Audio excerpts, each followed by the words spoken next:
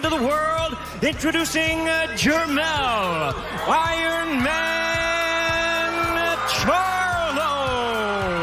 Reigning, defending WBC, WBA, middleweight champion of the world, Saul Canelo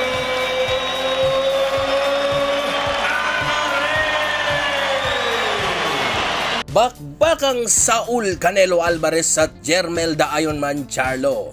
Ito po ang isa sa mga pinakamalaking laban na atin ngayong masasaksiyan. Maraming mga boxing experts ang pumapabor na mananalo si Jermel Charlo sa laban na ito.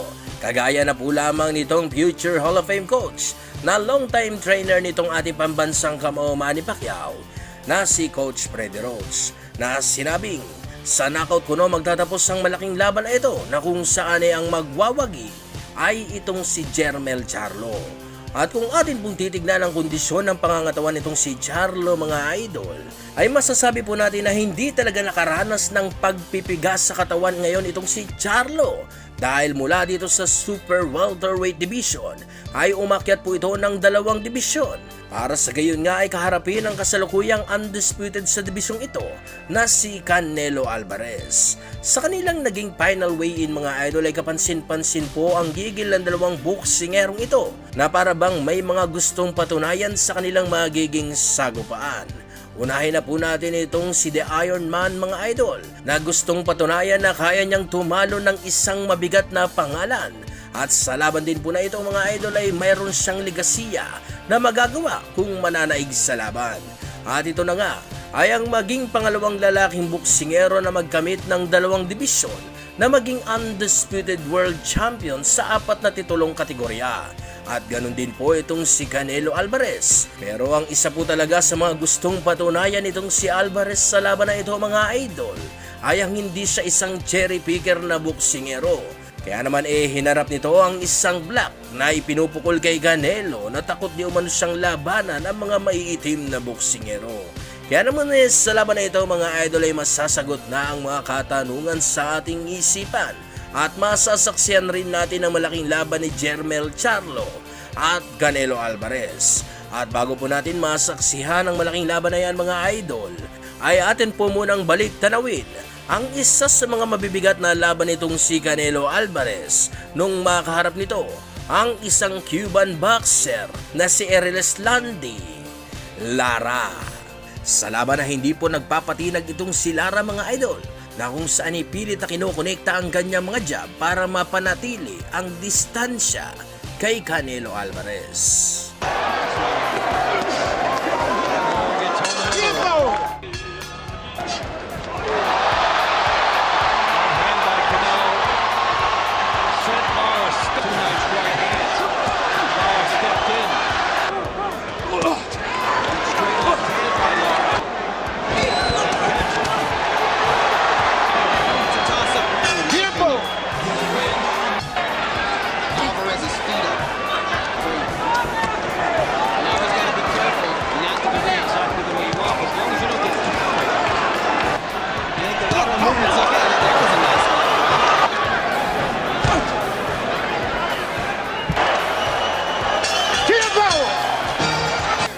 Sa round 4 ay naging agresibo na po itong si Canelo Alvarez na bumabato na po ng mga nagbibigatang mga body shot.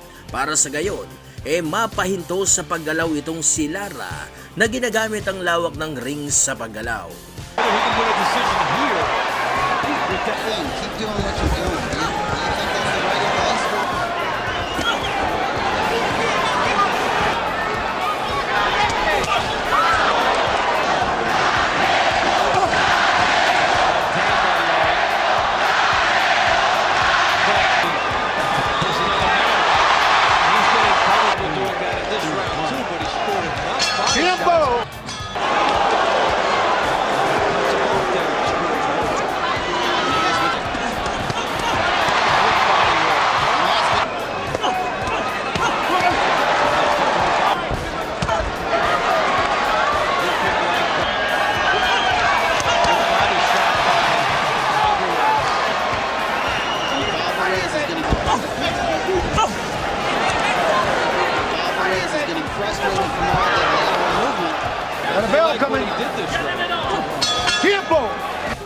Medyo naiinis na si Canelo sa mga paggalaw na ginagawa nitong si Lara.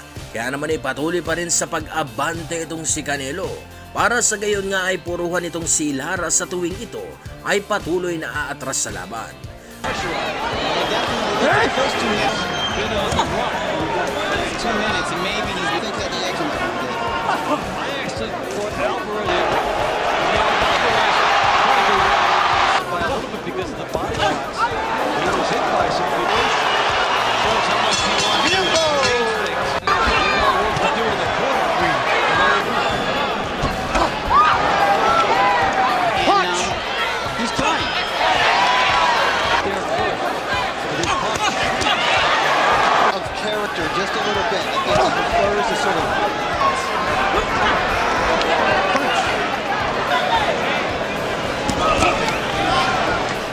can't see how bad it is. Sa round 8 mga idol ay sinubukan itong si Lara ang makipagsabayan sa gitna.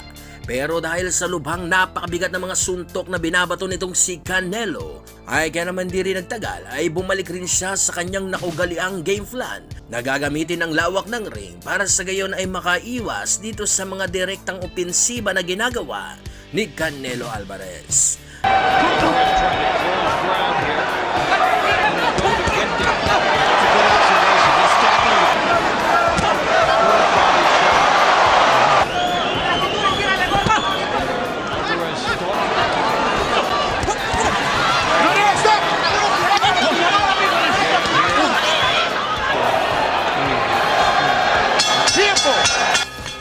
Throwing them on the way in.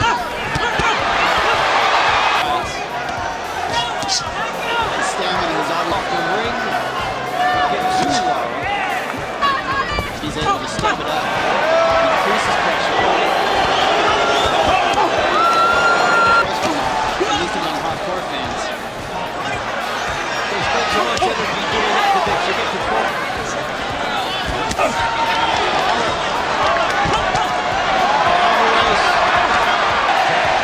Nice way to go.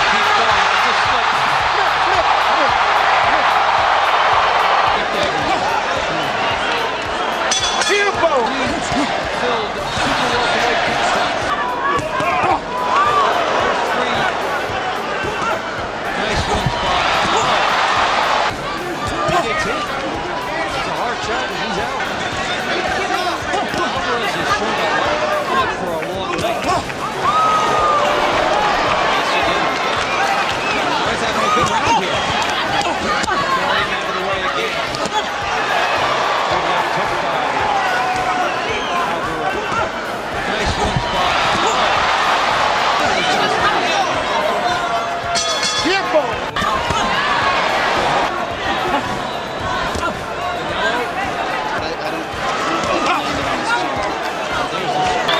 It's so much movement. And he backpedals away, and even if he gets grazed, good body punches from Alvarez. And that's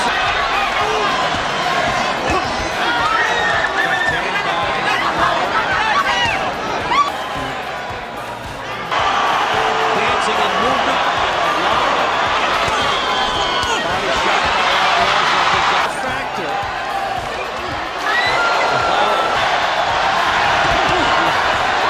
He's making the man see if he can finish it. A minute to go. But I think on average, Canelo is one of the harder punches. with a grab by Love. And stop punching. It's a fight. They've got tempo. Both guys are really good. Natapos ang laban na kung saan ay nakakuha ni Canelo ang panalo via split decision. At sa laban na ito ay lubos pong nahirapan itong si Canelo na naging dahilan kung bakit kamuntikan na siyang matalo sa kanilang laban. Kaya naman ay ano sa tingin nyo mga idol? Magagawa kayang mapanalo nitong si Canelo Alvarez ang laban kontra dito sa undisputed super welterweight world champion na si Jermel Charlo?